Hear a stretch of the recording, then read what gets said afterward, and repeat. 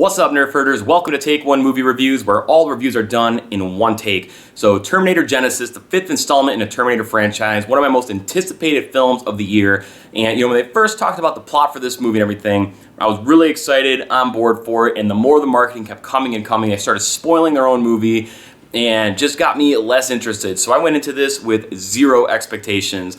The plot of this film, and where we start, we're off into the future here in the year 2029. We see Kyle Reese and John Connor together, and we're essentially seeing what set up the first Terminator film. So we see, the T-800, Arnie going back in time. We see Kyle Reese getting sent back. It's really cool to see that sequence take place. But when Kyle Reese arrives back in 1984 in LA, we find out that Sarah Connor has already become, the vigilante badass that we saw in Judgment Day.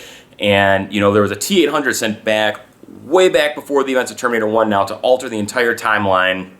And I think it was a really clever way how they did this with the plot, because to get Arnold back in the film, you got to do something to supplement for his age, and having the T-800 go back, which is a living tissue over a metal endoskeleton, and aging, is perfect. So now we got Arnold as an older T-800 who's been raising Sarah Connor, and Kyle Reese gets thrown into this mix with everything, played by Jai Courtney.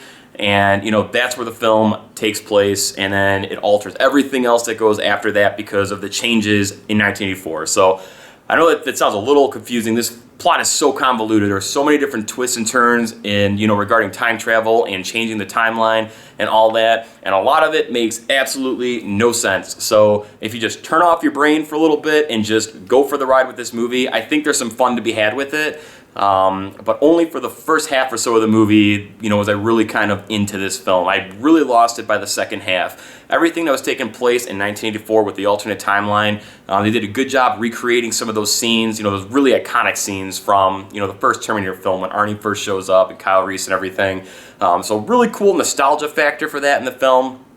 But, once we get out of the 1984 era, and, we go off to where the timeline starts to shift and everything, it really kind of lost my interest. We get introduced to one character in the latter half of the film, played by J.K. Simmons. I really, really enjoyed his character a lot. He was one of the best parts of the movie for me. I thought he did his role well. I thought it was a nice little touch to this, to the movie. Doesn't really do anything to add or, to the plot, but it makes sense why his character is there. So let's talk about some of these other characters a little bit. We've got Emilia Clarke stepping in as the new Sarah Connor. There were spots where I was really kind of enjoying her performance, what she was doing. There were spots where, I was just completely taken out of the movie by her.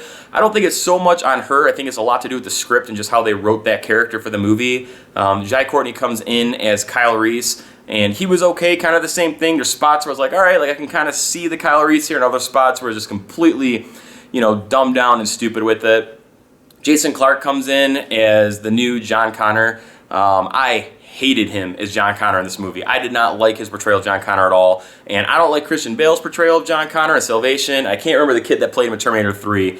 Edward Furlong is John Connor. He owned that role in Judgment Day so well as a kid, and just nobody's been able to embody that same kind of character that Edward Furlong did. So yeah, I was not on board with Jason Clarke at all.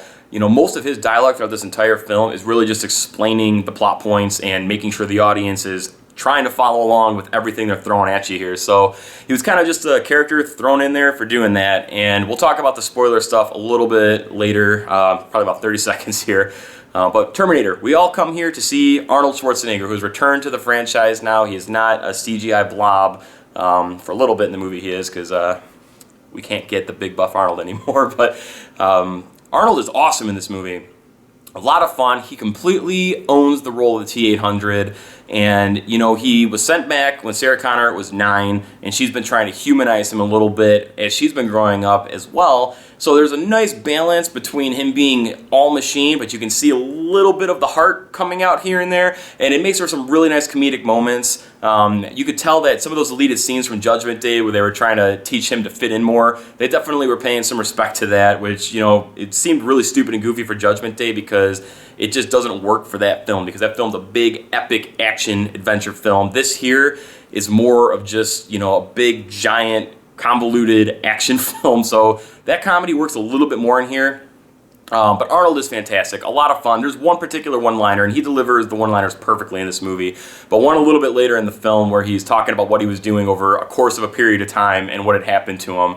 And it was just delivered so perfect and subtly. I was laughing hysterically out loud in the theater. But Arnold's just a good presence on screen, and the Terminator franchise is his baby, so worked really good for that.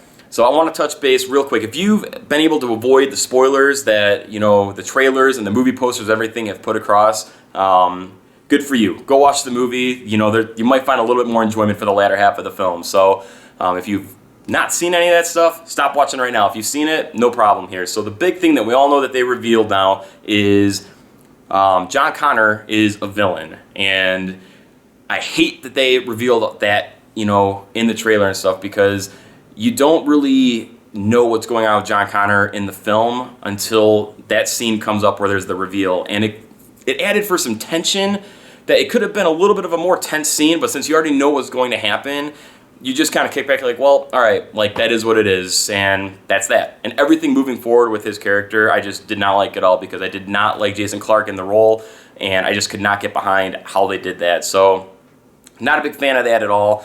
So Terminator Genisys, not a good movie, but if you can turn off your brain for a little bit, I think, the first half of the film, there's some enjoyment to be had there. The 1984 stuff was cool, brought back some nostalgia, and I found myself, just kind of having fun and enjoying it for the most part. But, this film to the Terminator franchise, that being 1 and 2, is kind of like what Jurassic Park 3 is to the first Jurassic Park. It doesn't have that big epic story to it where you're invested into everything and you're emotionally connected. It's just a big blob of a bunch of crap thrown in there. It's just like, you want dinosaurs? Here's dinosaurs. You want a bunch of action with machines? Well, here's action with machines. That's Terminator Genisys. The action in this film, I was not too much behind with. I didn't think the action in here was too good. Some really stupid parts in here. I was really looking forward to the battle of old Arnie versus 1984 T-800 Arnie. And, that was just a huge letdown. I thought that was going to be, something a little bit more and epic to it.